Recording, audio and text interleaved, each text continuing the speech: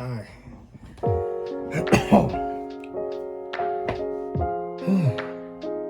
am tired.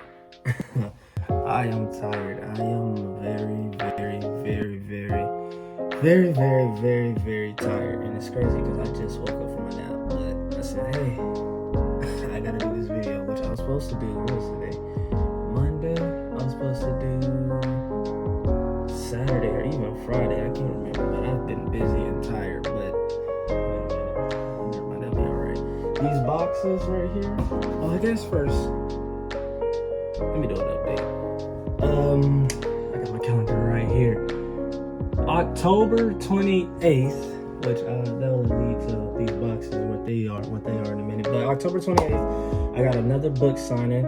We're in Nashville at the PSV store, or PVS store. I keep forgetting the name. I apologize. But I did a book signing there last year. In fact, no, wait, I was about to say that one first. They were my second place I went to for a book signing last year.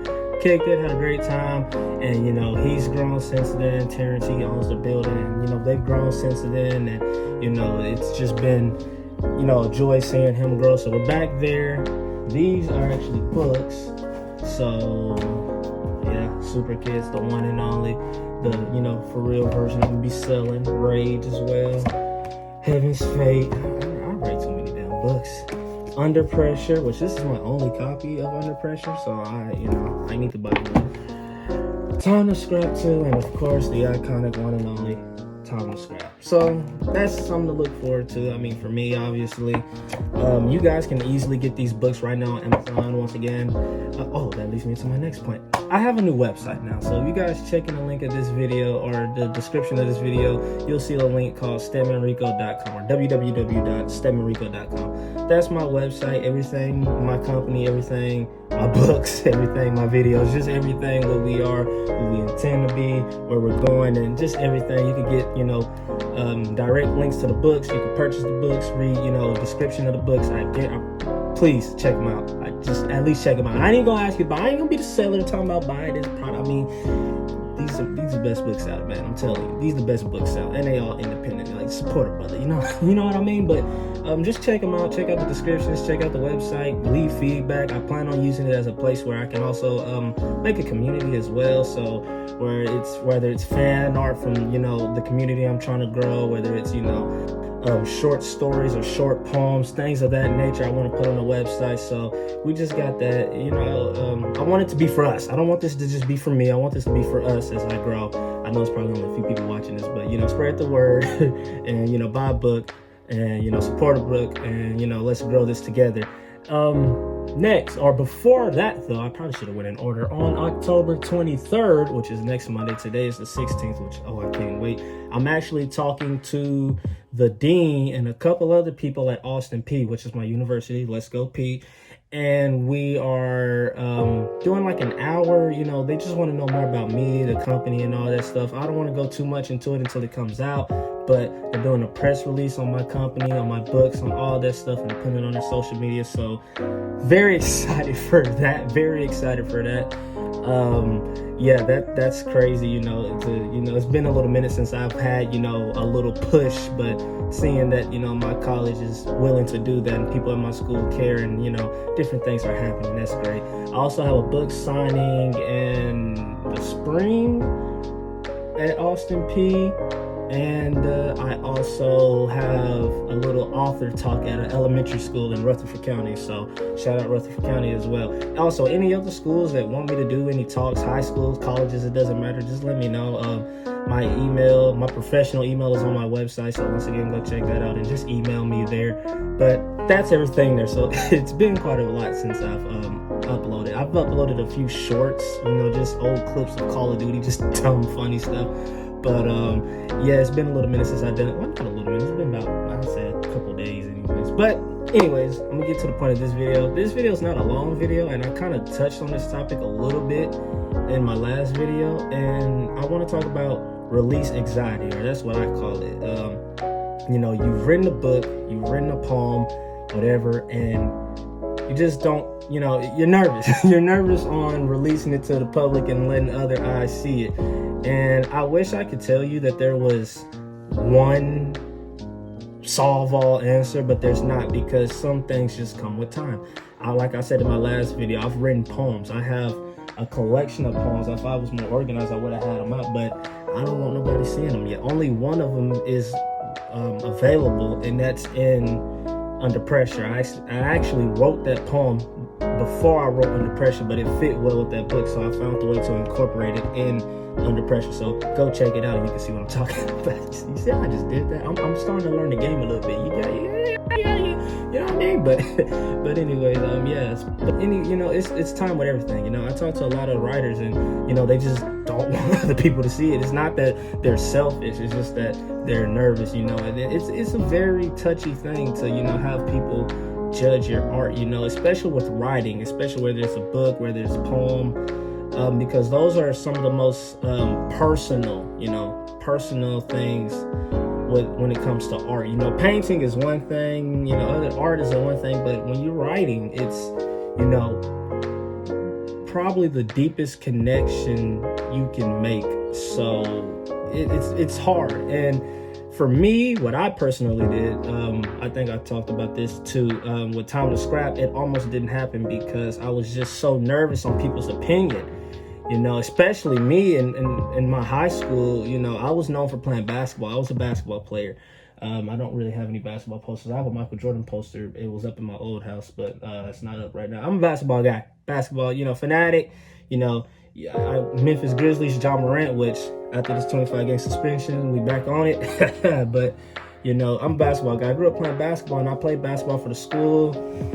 That's a story time for another day on how high school basketball went and my coach. But I was known for playing basketball, and I had left. We moved to Clarksville, then COVID and all that stuff. Then I came back to Rutherford County, to Laverne High School. Shout out LHS, you know how we do. But shout out LHS. But I came back, and I didn't want to play basketball no more. It was a lot to it, and like I said, I'll do a whole story time if y'all are interested. It doesn't matter. I'm gonna do a story time for it anyways. But I just didn't want to play basketball no more. The story anyways. And it was gonna be rough anyways because I was still living in Clarksville. But I had a book that I was writing, which was Time to Scrap, and when I eventually did finish it, it was hard. It was hard to get it out there because I was already Stedman. Let me settle that as well. My name is Chris. My first name is Chris. First name is Chris. You don't gotta call me that. I'm not saying that, but a lot of people think my first name is Stedman. No, my first name is Chris. Christopher Isaiah Stedman. That's my name.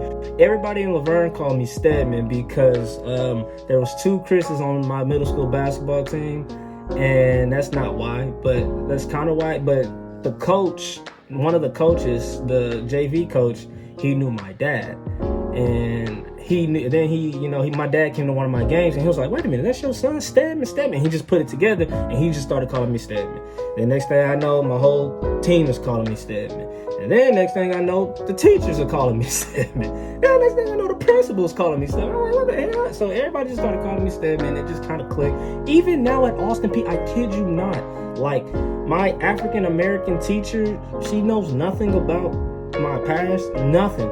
She calls me Stedman. Like, she doesn't call me Chris, she calls me Stedman. My French teacher, today, Mr. Stedman, that's what she calls me. She, and I don't care, and it's my company name, so for crying out loud, and it's a cool last name. But anyways, back to the main point. I was known for Stedman, the basketball player, not Stedman, the author. That was just like, a whole nother world that wasn't even, imaginable at the time. So it was kind of, nerve-wracking, my friends and, everybody was like, how are they going to, am I going to get roasted? Like, am I going to get clowned for writing a book? You know what I mean?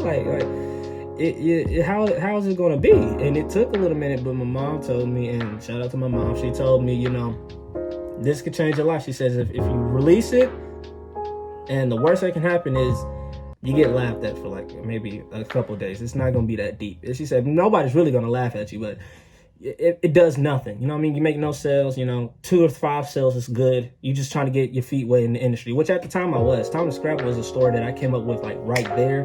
not right there, like it was rushed, but it wasn't like a fully thought out stuff like a lot of the other stuff I've been doing since I was a kid. But it was just to get my feet wet and see what I wanted to do and how I wanted to navigate, you know. And, you know, she was like, you're either going to get your feet wet and nothing's going to happen, or this could be the start of, you know, you changing your life. But you don't want to be 30 years old, you know, looking back like, man, what could have been? I could have been this great author. I had the highlight. I was in my youth. You know, I was in my youth. I didn't have kids. I didn't, you know, a lot of stuff that comes with it as you get older, you know. So I was like, you know, Mama, you make a good, valid point. So I released it, and, you know, the rest is kind of history, and I'm still making history, you know, with this upcoming stuff I got, you know, coming next week and, you know, months after, and we're still pushing it and still going, and I still got way more stories and way more to offer. But, you know, you just kind of got to have that, you know, wing it idea. I know a lot of stuff, you know, works for different people. Timing is another important thing, but you kind of got to have that mindset. I'm not saying a lot of people write stuff looking for, you know, I'm not going to be shy and say it. Like, I want to do this for my life. Like, I want this to be my career. Writing books is what I love to do. I made a company behind it, and, you know, other stuff as well. You know, I'm looking to grow and expand all, you know, off of my talent and off of my passion. And there's nothing wrong with that if that's what you want to do. But some people just want to, you know, some people just do it for fun. You know, some people just want to do it, maybe show it to a couple friends or whatnot. And if that's your boat, perfectly fine. Perfectly fine. There's nothing wrong with just want to do, you know, show it to a couple people, or just keep it to yourself. Sometimes it's a good, you know, therapeutic to vent, to write. That's what I used it for the longest. A lot of those poems were even songs I've wrote, you know. It's just a good way to vent and a good way to cope and a good way to move on. It's very healthy, and, you know, that's another topic for another day we can talk about. But, you know, not everybody's looking to make a buck for their art. You know, if you are, there's nothing wrong with that. But if you're not, there's also nothing wrong with that. But to those that are, that struggle with getting to the public, or not getting to the public, but, you know, that confidence, you know, you gotta hype yourself up, and you really gotta have that talk with yourself.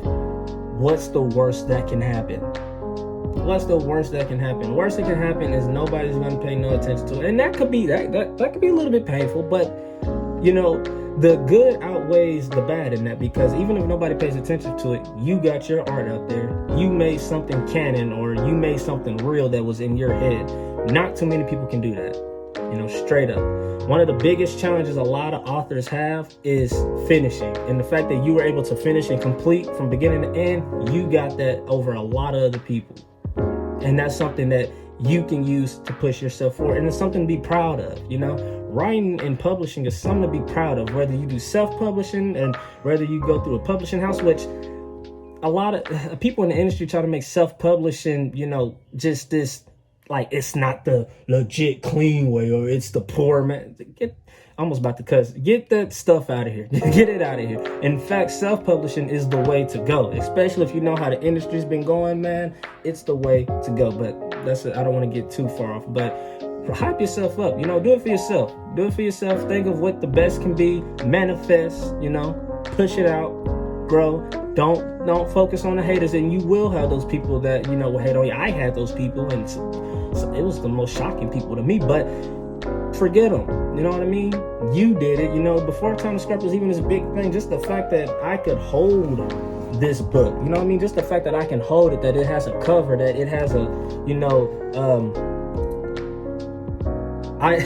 ISBN, you know, just the back of the book, you know, the page. And it's not a pretty book by any means, and it has its imperfections, but it started an addiction, because then I did Under Pressure, then Time to Scrap 2, then Super Kids, then Heaven's Fate, then Rage, and I got more. But you get a sense of pride of seeing your art come to life, and that's the biggest currency, more than any check. Yeah. But you know what I'm trying to say. But yeah, just push it out there, man. And, you know, push it out there. You know, don't let nobody tell you otherwise that it sucks, or that, you know, don't let, sometimes you be your own head. You know, you're your biggest enemy. You're your biggest enemy, and, you know, you just got to overlook it, and you just got to push it. So that's all I got for this video. Once again, stay updated. Check out the website. Check out all these books. Check out the videos on the website. Check out some of the art. Got more art coming out, more videos coming out, more news coming out about STEM Entertainment and, you know, the Rico book line. See you guys next Monday. Hope I'll try to have a video uploaded by then. Probably even a few. Might actually have my first gaming video up. Like, well, not my first gaming video. I have other gaming videos, but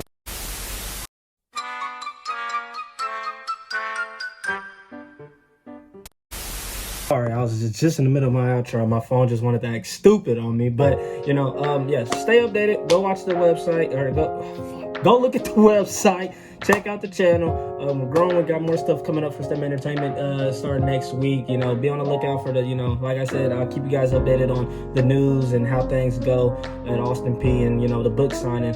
And, you know, you guys can check out the books now. And as always, stay blessed, stay safe, and stay happy. STEM out. See you.